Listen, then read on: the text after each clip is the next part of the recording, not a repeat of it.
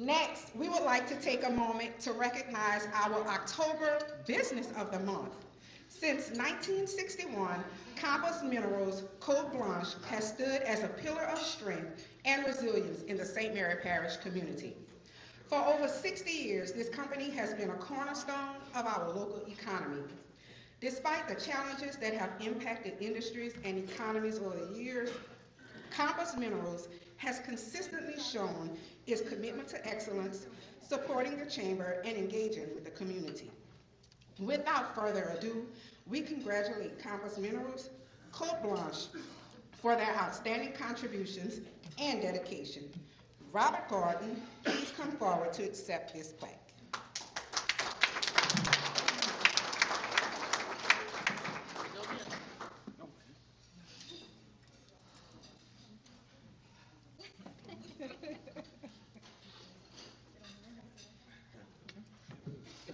Just leave it over there.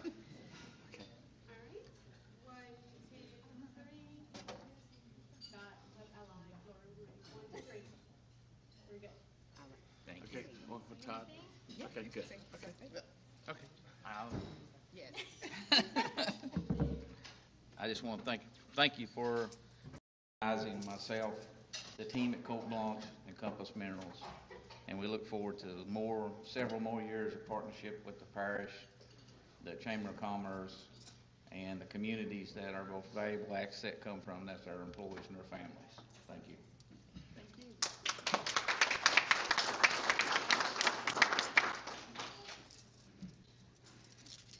All right, ladies and gentlemen. Next, it is my pleasure to introduce a leader who has dedicated his career to advancing agriculture and forestry in Louisiana, including right here in St. Mary Parish. Dr. Mike Strand has served as the Commissioner of Agriculture and Forestry since 2008, has a deep-rooted passion for agriculture, having grown up on a cattle farm in Covington. With a doctorate in veterinary medicine from LSU, Dr. Strand's extensive experience in both agriculture and public service has led to numerous advancements across the state, especially in promoting agricultural technology, environmental conservation, and rural development. Through his leadership, St. Mary Parish farmers, foresters, and landowners have benefited from streamlined programs that increase efficiency, boost productivity, and ensure the sustainable management of our natural resources. Dr. Strand's commitment to transparency and ethical governance has built a foundation of trust within our agricultural communities, ensuring that their concerns are addressed with integrity. Please join me in welcoming Dr. Mike Strand. Thank you, Miss Tammy. Thank you. I'm going to have to bring you on the campaign trail with me, right? Somebody asked me, when do you campaign? Every day, right? I first went in office in 1999. I started, my predecessor, Bill Strand, passed in office. Qualifying was 2 weeks later. So, I'm a large animal practitioner. I went down and signed up for office and got elected on a Saturday, started serving on a Sunday morning, immediately, right? And that was now, 25 years ago. It goes by just as you blink your eye. But what greater place is there for a veterinarian to be, right? And a farm boy from Abita Springs. It's incredible in this country. One day I can be out in the pasture walking around with cows, and the next day I can be in the White House. First time I went from the pasture to the White House, I was invited to the Roosevelt Room. That was under the Obama administration. In the last week they were in office, talking about foreign trade. So I'm sitting there and the first thing, what's the first thing went through my mind? I hope I cleaned my boots before I came up here, right? It'd be a terrible thing, right? But again, and then I was there many times under the Trump administration for the advancement of trade. Trade lifts all ships. And it's really good as you come here. Don't you just feel good when you come here to St. Mary Parish? You see all that sugar cane growing, right? You see all those ships and shipbuilding and all the things. And you think about how vast this land is. With me today is Todd Parker, my confidential assistant. We travel hard and we go to a lot of foreign countries, and Normally when I'm lost, I say, Todd, where are we? Right? Where are we right now? But again, you see the scope, the vastness, and the strength. And what I'd like to say is that agriculture, forestry, aquaculture, oil, gas, mining, minerals, wealth begins with the earth. And it is amplified. We amplify it based and standing on the shoulders of our parents, grandparents, and our forefathers and mothers. But when you look at that, at the end of the day, our number one job is to protect that, right? To protect it and then to send it on to our children and grandchildren in a state better than we found it. So a lot of things going on, and I picked this up the other day. The future is contained within the present as the plant within the seed. And the fundamental duty of mankind is to feed the world. We take that very seriously. If you look at, the Ukraine, they've been battling over the Ukraine since the days before Catherine the Great, right? Every major power in Europe at one time tried to take the Ukraine because it is known as what? The breadbasket of the world. It exports 10% of the grain that's exported to the world from the Ukraine.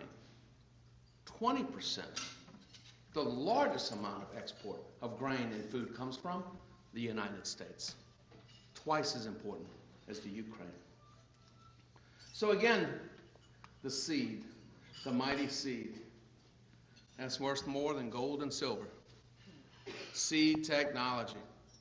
On the way up here, Todd and I are discussing, we've made a number of trips to Cuba and we're trying to help the people there. And they're begging for seed technology so they can help produce food and to eat. This is always evolving. Your big companies, your DuPonts, your Syngentas, all these huge corporations are now seed companies. What is the value of that seed? The future of the world lies within the seeds. If you look at where we're at, and this as of yesterday evening at close, the Dow is kind of bouncing around the place, but it's pretty solid. It got up over 43,000. But if you look at corn prices at 416, that's about 20 cents below cost of production. Below cost. Wheat, 578. That's they make a little bit. Beans at $10, still too cheap. Cotton, 72 cents. That's at cost. Sugar is at 38.3. It went down a little bit today, probably about 38.1. But again, that's a blended price. We'd like to see that sugar up around 42 cents. But sugar's good, especially when you're looking at about 7,500, 8,000 pounds per acre. Do the math. 8,000 pounds an acre total value.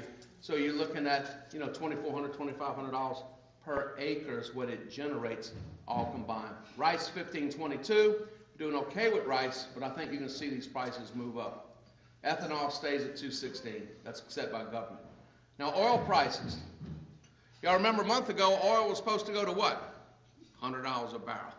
Didn't go anywhere. I like to take the Wall Street Journal and line them up 3 days or 4 days in a row, right? One day it says oil's going up, next day oil's going down, next day it says oil's going to go up, and you look at it, and it's going down.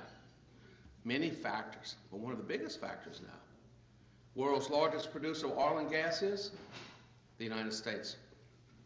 OPEC does not have the grip that it did.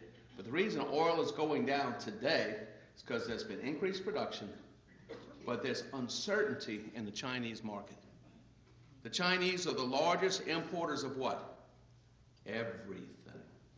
Everything. And it makes a big difference. But you're going to see oil hover between that 75 and really maybe 82.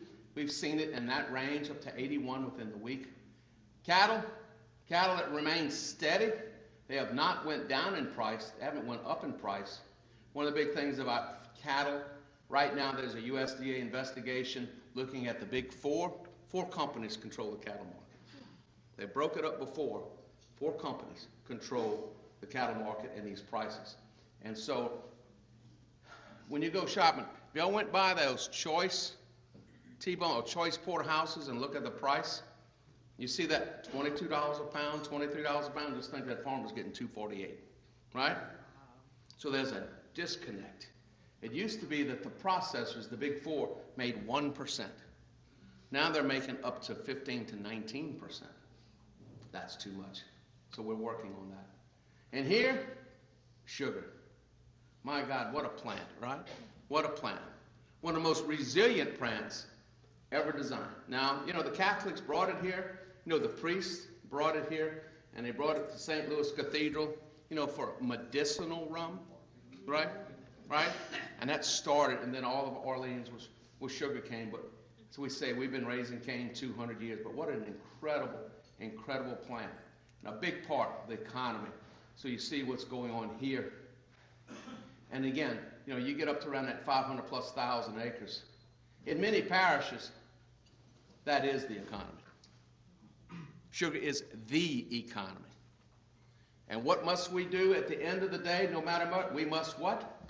Protect the sugar, protect the land, protect all of our farmers to make sure it stays there. And so the other big things here, of course, shrimp, alligators, crawfish, crabs, these are some of your bigger commodities here. And we'll talk a little bit about them. But again, if you look at our plant commodities, sugar is by far the largest commodity. I don't know if you can see that. I don't know if I'm pointing to it. I can't see it from here where sugar is. But again, when you're looking at $80+ million direct in this parish, if you look at overall value, and this is for the state, sugar is at about $1.7 billion, right? And of course, Senator Alon, Brett, and Robert keep telling me it's coming along, it's coming along. But it's our largest single commodity is sugar, $1.7 billion. And of course, all of our animal commodities in the state come up to about $2 billion. The biggest part of animal commodities is chicken. Chicken, chicken, chicken, right? We love chicken. Why do we love chicken so much? Value-added agriculture, corn and beans, electricity, water, and we export a great deal of that. So again, wildlife and fisheries. Fisheries is a big deal. You talk about the value of farm-raised crawfish, which is 95% of the market. That's getting up there to that $800–900 million category. Crawfish has surpassed shrimp. Remember years ago, we always went to shrimp boils, right? When's the last time you went to a shrimp boil? Time to go back. Time to go back. No, I'm serious. Time to go back. You go to the dock where shrimp are selling for $1 a pound. I mean, come on. I mean, nice shrimp, too. Nice shrimp. We've got to start consuming and really working on Louisiana shrimp like we did with crawfish. We promoted crawfish. No one in their mind would ever consider eating a Chinese crawfish. You're just not going to, your hand's not going to go to that in the counter, right? But again, we'll eat imported shrimp. So again, we really do that. The crawfish industry is larger than the shrimp industry. It used to be the other way around. And we're losing our boats. But this is, when you think of Louisiana, what do you think about? You think about sugar cane, shrimp boats, crawfish, and oysters, right? We got a lot of work to do there, and we're going to talk a little bit about that. But again, these are specific numbers. You probably can't see that for here. But agriculture here, direct, is right at $85–90 million, and the vast majority is in sugar first. Then you get into the other commodities, which is really crawfish, shrimp, crabs, and alligators. Okay, we'll go past that. Okay? Now, what is changing in the United States? Remember that drought a couple years ago? Right now it's drying out. Used to be in the heartland of America, all through here, right in the heartland. This is where we had wells that are no longer producing. Look right here in Louisiana. That's the Chico. Now look at where the new wells are coming in. The future of agriculture and the future of industry is what? Where we have water. Water, water, water. We have to protect that. Look, I don't have no problem using groundwater. I love surface water, right? Surface water, when you bring it in, you pull it out of the rivers, and it goes across. What does it do? Percolates down into the ground. And like in rice country, we take in dirty water because it's full of nutrients, and we turn it out cleaner. So when we've got sediment, we've got nitrogen, we've got phosphorus, we've got all these nutrients come free with the water. But water is expensive, And again, just bear in mind, one of the reasons we lost a lot of our crawfish, these wells had no more water in them.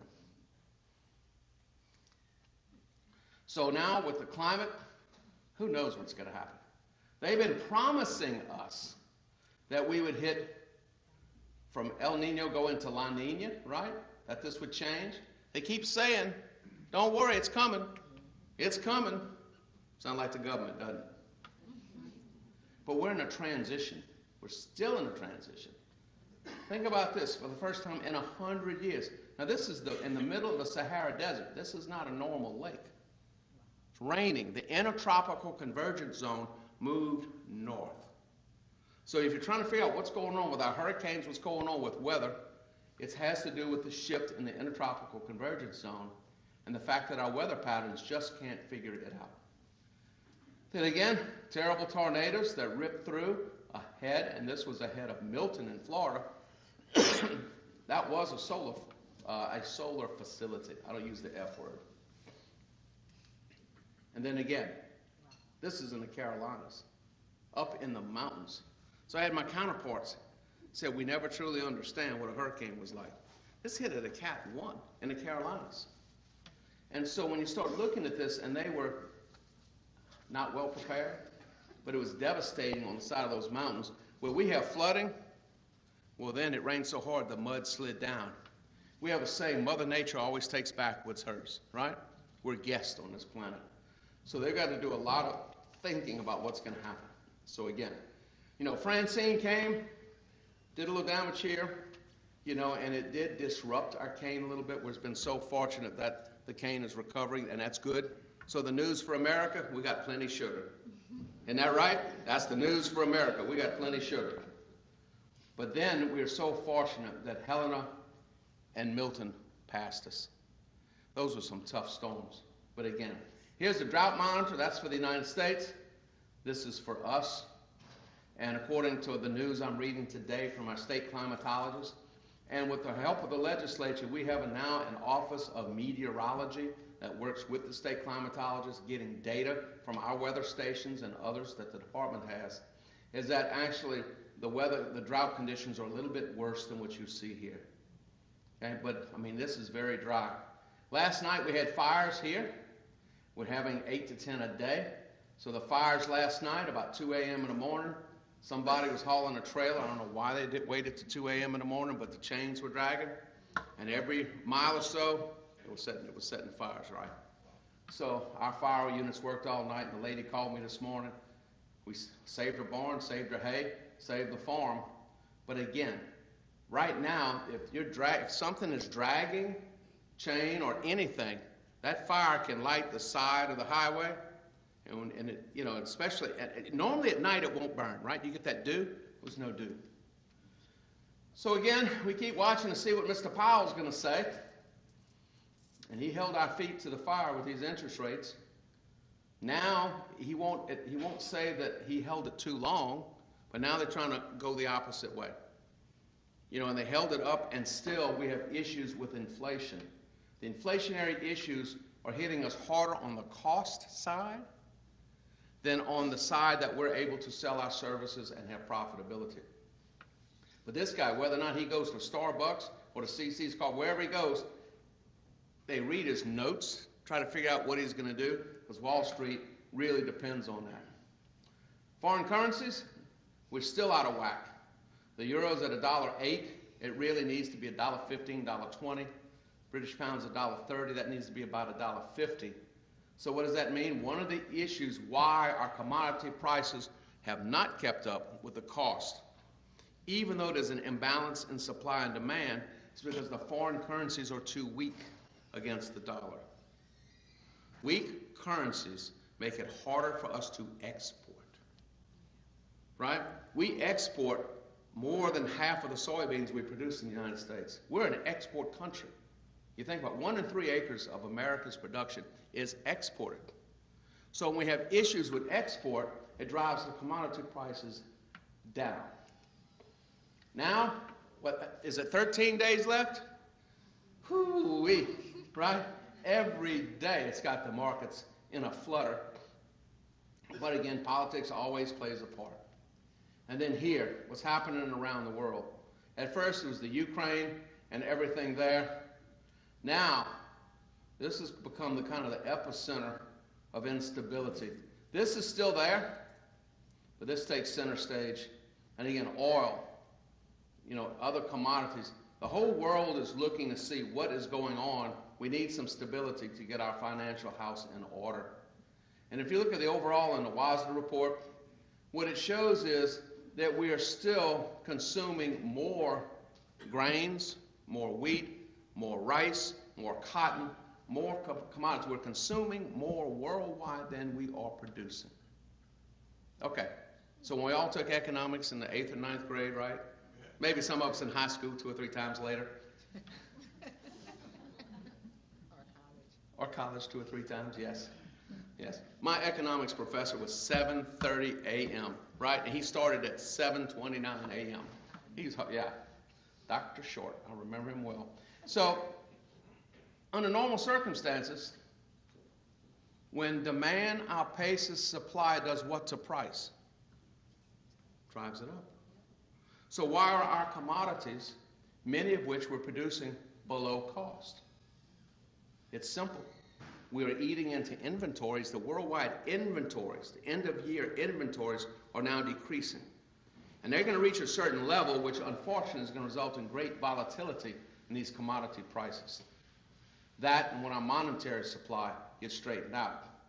So then what you're going to see is market increases in the price of corn, soybeans, especially rice and wheat, especially. Now when we talk about the price of sugar, we consume all of our sugar, most of it internally. We have a very, very, very good sugar program. Except for many years ago when Mexico was cheating on their sugar, it never paid. And sugar dropped down to 18 cents and the loan value was around 19. What Mexico did, they would refine their sugar and then sell it as raw in the United States. And then they would import sugar from other countries for their sugar needs. We finally proved that and nipped that in the bud. But when you look at the Farm Bill, we're going to get some better reference prices if we ever pass a Farm Bill. We'll talk about that in a minute.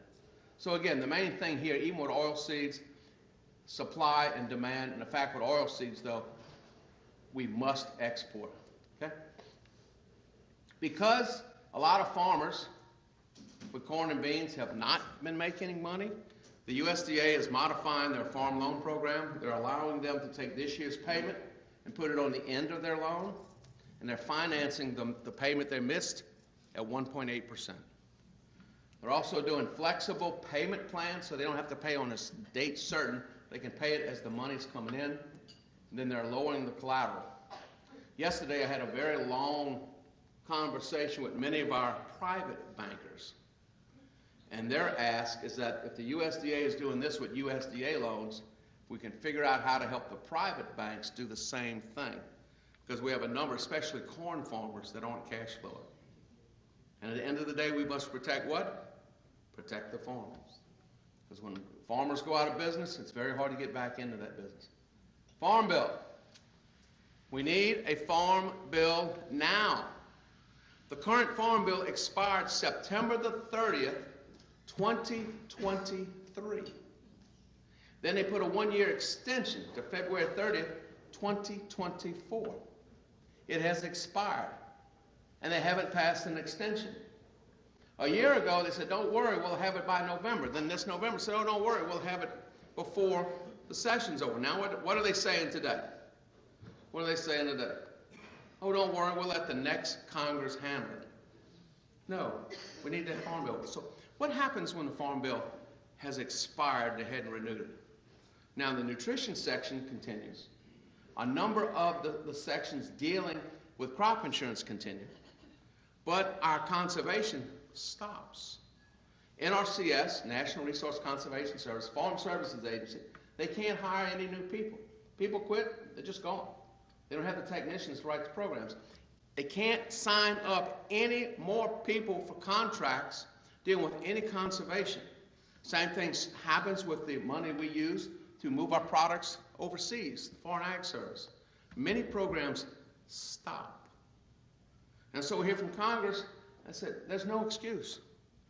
Farm bill now. Y'all have had a year to do this. You need to go into session and pass the farm bill. But my also word is don't pass a shell and not deal with the things you need to deal with because you want a low CBO score, you don't want to fight.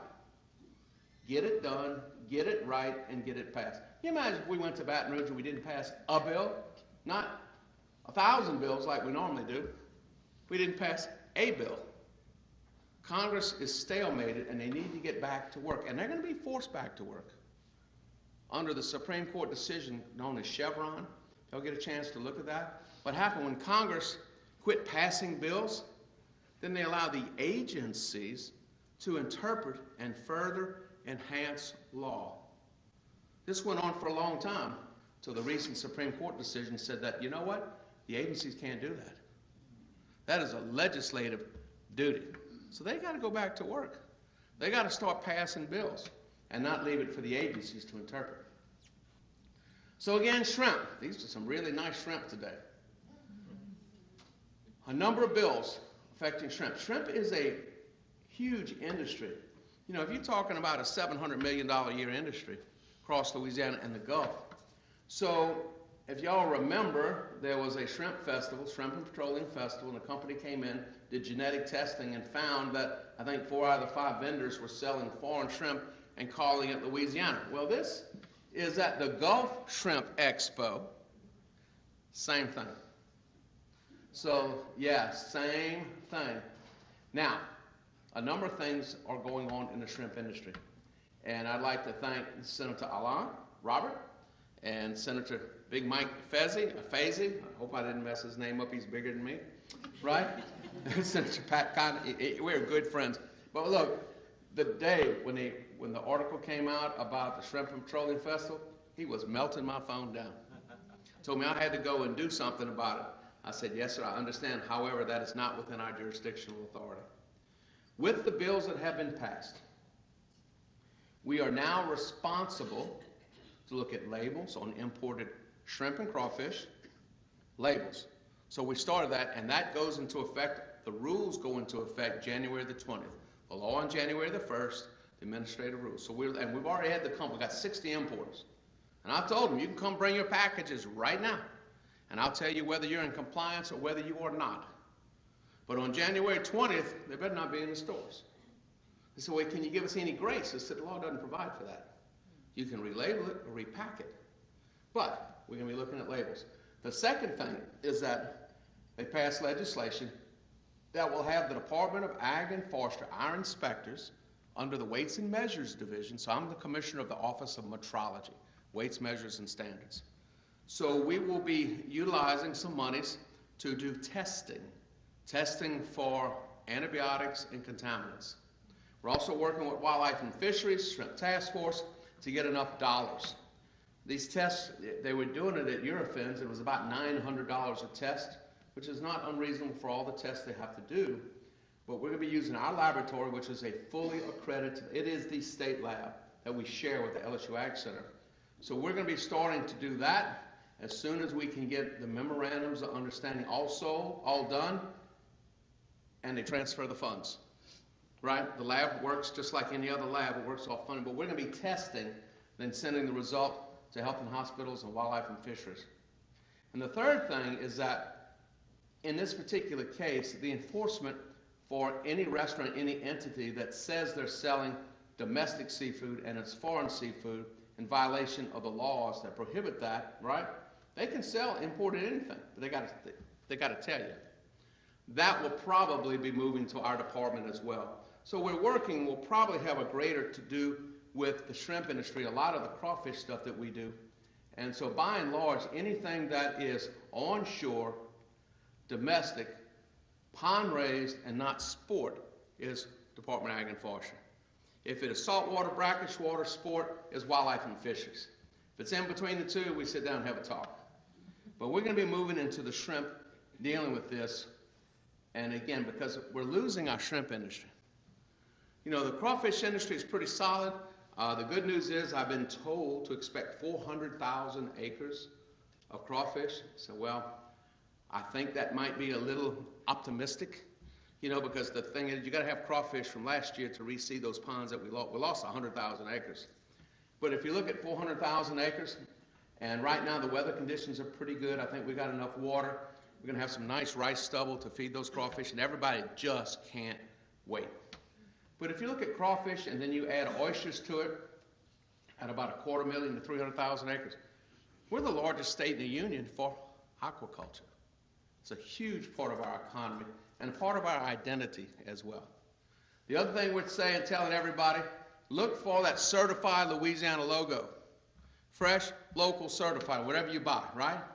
If my stamp's on that shrimp, it's gonna be Gulf Cart, Louisiana processed.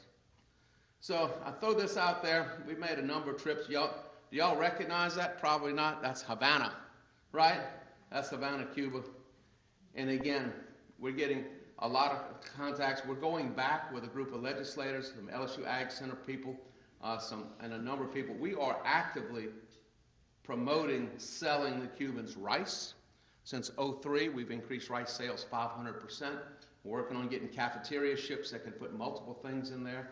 But again, since we have been doing that, the laws have changed here in the United States where we can sell directly to private individuals, private co-ops, using American dollars and American banks, and that's a big deal.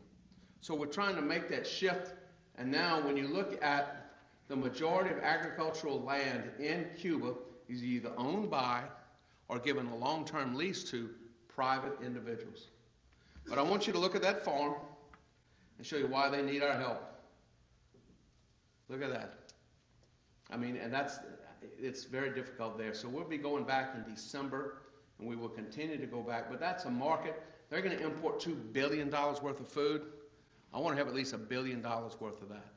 So we're going to bring we're connecting people. You know, we're selling them rice, we're selling them chicken, and we want to sell them a lot more. And then I'll be headed to England in November, and that's on behalf and courtesy of, paid for by the British government, because they want to trade with us too. Because of their issues with the European Union, they're looking for partners and they're looking to trade. I said, look, if you got the money, we'll sell you something, right? We want to sell them products at the UK, and trade is two ways. And the other thing we're focusing on is some of the countries less traveled. Getting away from China and India and those smaller countries that desperately want to buy our products. And look, 5 of the 14 largest ports in the United States are where? In Louisiana. So we're open for business. We want to sell them products. They want to buy our products because they're safe, they're nutritious, they're wholesome, and they are repeatable, right? So we're going to be doing that for business. Let's see how much time I got. It's 1:03. So with that, thank you for letting me visit with you today, and I will be happy to answer any questions. Yes, sir. Fernando Perez. Hey, how you doing? Cuban American Transportation Services. For the first time, Louisiana has a company that is willing to open a marine business line from the Morgan City port to Havana, Cuba. We Yes. have all paper documents from the State Department and also from the Cuban side. Just we waiting right now on the Cuban situation. Right now, that as you know, Cuba was hit for the hurricane in the East Coast, and also the loss of power for about 4 days, and the whole country. Now they are running out of food, out of too many things. The Cuban American community across the state is working to see how we can help in our country. And I believe Louisiana is in the best position to do that. We are working actively today on getting rice to them, chicken to them, eggs to them, whatever, and to chicken feed and other things to the private individuals, right? Because that's what the law allows for us to sell it to them and reestablish that trade. Correct. We working, our company has been in Cuba several times. We building the relation with the new entrepreneurs in Cuba. We have a portfolio of them that can buy product directly to the United States farmers. And also I spoke to the ambassador of Cuba last night about the situation, and they're gonna adjust more the law to allow business to be Yes. Relation chief. That's right. And thank you, thank you, thank you. Any other questions? I'll say Yes, sir. I'll say this if you don't mind, to kind of partner on Fernando here, but I'm Michael Noblock and Mac Wade is here with us. He's not at the table right now, but he can take a call. I have Cindy Contreras with us, the economic developer for our report, and also Corey Henry, our office manager. But on behalf of the board and on CAT, we want to thank you and Todd for meeting with us and working with us and providing a lot of guidance. You're mentioning about going to Cuba and helping out with the relief from the hurricane. I want you to know this, but there is a ship in Morgan City now that's primed and ready to go. Okay. If you need something like within the next couple of days, we can send it from the port of Morgan City straight to Alabama. Good, well, we'll make a note of that. I'll give you that information now. Good. It's called the Linda D. And The Linda D. Probably needs a few days to get it worked up or whatever, but we can certainly help you out with that, right? Thank you, thank you. And thank you for all your help. Appreciate it. Absolutely, thank you. Okay. Thank you very much.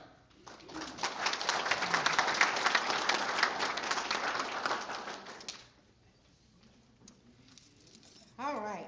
Thank you again, Dr. Strain. And thank you all for joining us today